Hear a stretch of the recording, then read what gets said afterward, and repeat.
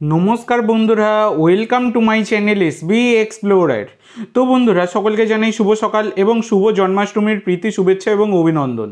তো প্রথমেই যে আপডেটটা দিয়ে শুরু করতে চলেছি সেটা হচ্ছে কাফা নেশন কাপের জন্য 22 জন ইতিমধ্যে কিন্তু আমাদের জাতীয় দলের 22 জন প্লেয়ার তারা কিন্তু যোগ দিয়েছে বেঙ্গালুরুতে আমাদের জাতীয় দলের ক্যাম্পে। তো কলকাতায় ক্যাম্পটা হওয়ার কথা থাকলেও সেটা কিন্তু পরবর্তীকালে বেঙ্গালুরুতে শিফট করা হয়েছে এবং সেখানে কিন্তু ক্যাম্পটা হচ্ছে এবং সেখানে ইতিমধ্যে 22 জন প্লেয়ার যারা ইতিমধ্যে ডুরান্ড কাপে নেই তারা কিন্তু অংশ নিয়েছে।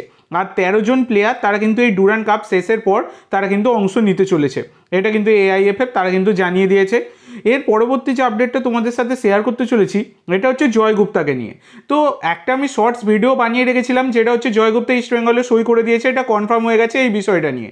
তো জয় গুপ্তা যেহেতু এতদিন ধরে যোগ দেননি তাই সেখানে অনেকেই আমাকে বলছিল আমি নাকি ফেক খবর দিয়েছি।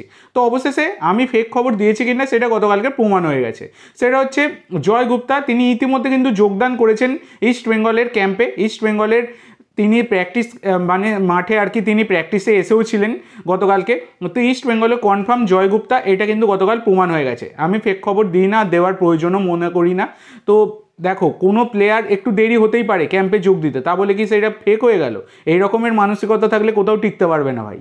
যাই হোক, পরবর্তী যে আপডেটটা তোমাদেরকে দিতে চলেছি সেটা হচ্ছে ইস্ট বেঙ্গলের বিদেশি মিডফিল্ডার মোহাম্মদ রাশিদকে নিয়ে।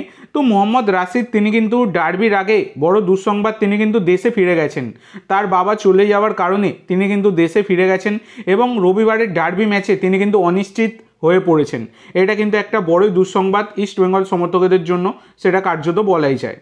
এছাড়া বন্ধুরা, আগামীকালকে ডার্বি ম্যাচ রয়েছে, তোমরা সকলেই জানো 17ই আগস্ট। তো সেই ডার্বি ম্যাচের লাইভের যে বিষয়বস্তু সেইটা কিন্তু তোমরা পেয়ে যাবে বিনামূল্যে, লাইভের বিষয়বস্তু। সেই কারণে অবশ্যই সকলে চ্যানেলটি সাবস্ক্রাইব করে রেখো, এসবি এক্সপ্লোরার ইউটিউব চ্যানেল। এছাড়া টেলিগ্রাম চ্যানেলটাও সাবস্ক্রাইব করে রাখো, টেলিগ্রাম চ্যানেলের লিঙ্ক ডেসক্রিপশন বক্সে দেওয়া আছে, সাবস্ক্রাইব করে রাখো, তোমরা কিন্তু পেয়ে যাবে লাইভের বিষয়বস্তু। তো পরবর্তী আপডেটে যাওয়ার আগে তোমাদের সকলের কাছে আমার একটাই অনুরোধ, যারা চ্যানেলে প্রথমবার এসেছো অবশ্যই সকলে একটা করে সাবস্ক্রাইব করে দিয়ে আমাদের সাথে যুক্ত হয়ে যেও। সাবস্ক্রাইব করা যেহেতু একদমই ফ্রি, তাই অবশ্যই সকলে একটা করে সাবস্ক্রাইব করে দিতে ভুলো না। তো পরবর্তী যে আপডেটটা তোমাদেরকে দেবো, ইতিমধ্যে মোহনবাগান ACL 2 এর কোন গ্রুপে পড়েছে আমি তোমাদের সাথে শেয়ার করে দিয়েছি। গ্রুপ সিতে রয়েছে, যেখানে কিন্তু সেপাহান FC রয়েছে যেটা হচ্ছে ইরানের ক্লাব, আল হুসেন রয়েছে জর্ডনের ক্লাব, আর আহাল FC রয়েছে তুর্কমেনিস্তানের ক্লাব। এছাড়া মোহনবাগান রয়েছে। টোটাল মানে সি গ্রুপে 4টে দল রয়েছে, প্রত্যেকটা গ্রুপে কিন্তু 4টে করে দল রয়েছে। আর এদিকে FC গোয়ার গ্রুপে তো তোমরা সকলেই জানো, যেখানে রোনাল্ডোর দল আল নাসের রয়েছে। তো FC গোয়ার গ্রুপটা অপেক্ষাকৃত শক্ত মোহনবাগানের থেকে। তো মোহনবাগানের কিন্তু এবার একটা হাই চান্স থাকছে পরবর্তী রাউন্ডে যাওয়ার জন্য। কারণ তোমাদেরকে দেখো, তোমরা অনেকে গতকালকে বলছিলে যে দাদা একটা ডিটেল ভিডিও বানাও যে এই দলগুলো কতটা শক্তিশালী, কারা কারা রয়েছে দলে। তো দেখো, সেগুলো নিয়ে আমি পরে আলোচনা করব। তবে একটা জিনিস আমি তোমাদেরকে বলে দিচ্ছি, এই দলগুলো কতটা শক্তিশালী সেই বিষয়টা নিয়ে আলোচনা করি। যেটা হচ্ছে আহাল FK, যেটা রয়েছে তুর্কমেনিস্তানের ফার্স্ট ডিভিশন ক্লাব, যাদের পুরো দলটার মার্কেট ভ্যালু মাত্র 3 কোটি টাকা। দলে একটাও বিদেশি নেই, পুরো বিদেশিহীন দল। আর ন্যাশনাল টিমের মানে তুর্কমেনিস্তানের ন্যাশনাল টিমের 4 জন প্লেয়ার কিন্তু রয়েছে এই আহাল FKতে। তো দেখো, কোনো দলকে মার্কেট ভ্যালু দিয়ে বিচার করা উচিত নয়, তা হলেও কিন্তু অপেক্ষাকৃত মোহনবাগান অনেকটাই এগিয়ে থাকবে এই আহালের থেকে। আর এদিকে আল হুসেন SC, যেটা হচ্ছে জর্ডনের ফার্স্ট ডিভিশন ক্লাব, যাদের মার্কেট ভ্যালু 43.2 কোটি টাকা। তো এই জর্ডনের ফার্স্ট ডিভিশন ক্লাবের আল হুসেন, সেখানে 5 জন বিদেশি রয়েছে এবং জর্ডনের ন্যাশনাল টিমের 11 জন প্লেয়ার কিন্তু এই আল হুসেন দলে রয়েছে, যেটা কিন্তু একটা বড় খবর, সেটা বলাই যায়। এছাড়া লাস্ট যে দলটা বলবো সেটা সেপাহান FC, যেটা ইরানের ফার্স্ট ডিভিশন ক্লাব। এটা কিন্তু মারাত্মক দল, মার্কেট ভ্যালু 122 কোটি টাকা। 2 জন বিদেশি রয়েছে এবং ইরানের ন্যাশনাল টিমের 8 জন প্লেয়ার কিন্তু এই সেপাহান FCতে রয়েছে। তো এটা যথেষ্ট কিন্তু কঠিন প্রতিপক্ষ, সেটা বলাই যায়। কিন্তু বাদবাকি যে দুখানা প্রতিপক্ষ রয়েছে তারা কিন্তু মোহনবাগানের থেকে অনেকটাই হালকা, সেটা বলাই যায়। তো সেক্ষেত্রে মোহনবাগান এবারে পরের রাউন্ডে কিন্তু তারা যেতেই পারে যদি ঠিকঠাকভাবে প্রস্তুতি নিয়ে মাঠে নামতে পারে। তো এই বিষয়টা নিয়ে তোমরা অবশ্যই জানিয়ে দিও। এছাড়া মোহনবাগানের ফিক্সচার নিয়েও তোমরা অনেকে বলছিলে যে কবে কবে ম্যাচ রয়েছে, তো পুরো ফিক্সচার আমি তোমাদেরকে জানিয়ে দিচ্ছি। তো 16ই সেপ্টেম্বর মোহনবাগান কিন্তু হোম ম্যাচ খেলতে চলেছে আহাল FCর বিরুদ্ধে। এটা কিন্তু মোহনবাগানের প্রথম ম্যাচ রয়েছে, ওপেনিং ম্যাচ, সেটা বলা যায়। আহাল FCর বিরুদ্ধে 16ই সেপ্টেম্বর মোহনবাগান ঘরের মাঠে খেলবে।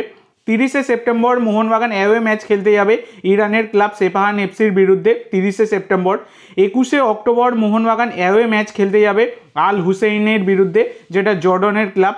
21শে অক্টোবর তাদের বিরুদ্ধে খেলতে যাবে। 4ই নভেম্বর কিন্তু আল হুসেনের বিরুদ্ধে হোম ম্যাচ খেলবে মোহনবাগান। 25শে নভেম্বর অ্যাওয়ে ম্যাচ খেলতে আহাল এফসির বিরুদ্ধে অ্যাওয়ে ম্যাচ খেলতে তুর্কমেনিস্তান যাবে মোহনবাগান। আর 23শে ডিসেম্বর লাস্ট ম্যাচ খেলবে মোহনবাগান, যেটা হচ্ছে সেপাহান এফসির বিরুদ্ধে, যেটা হোম ম্যাচ খেলবে মোহনবাগান। তো এই হচ্ছে টোটাল ফিক্সচারটা। তো পুরো ফিক্সচারটা আমি কিন্তু ফেসবুক পেজ আর টেলিগ্রাম চ্যানেলেও দিয়ে দেবো। তো দেখো টেলিগ্রাম চ্যানেলে অবশ্যই সকলে জয়েন হয়ে যেও।